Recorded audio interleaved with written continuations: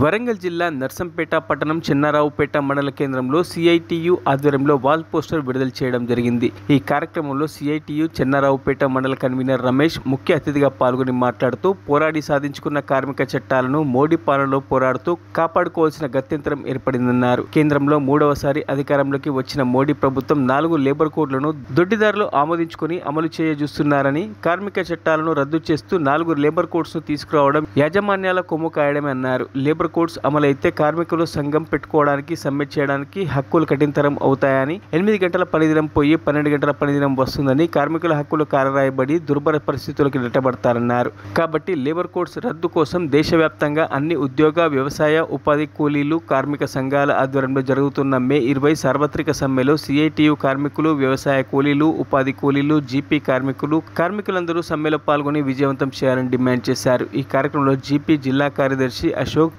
రాజు, రవి, తిరుపతి, సాయిచంద్, ఎండి పాషా, రాజు తదితరులు పాల్గొన్నారు। కార్మికుల పరిస్థితి ఇంతేనా? మరి ఉన్నోడు ఉన్న విధంగానే పోతున్నాడు తప్ప పేదవాడిగానే మిగిలిపోతున్నాడు। మరి ఉన్నోడు ఉన్నత శిఖరాలకే అధిరోహిస్తున్నాడు తప్ప పేదవాడికి బుక్కెట్ బువ్వ కూడా దొరకలేని పరిస్థితి ఉన్నది।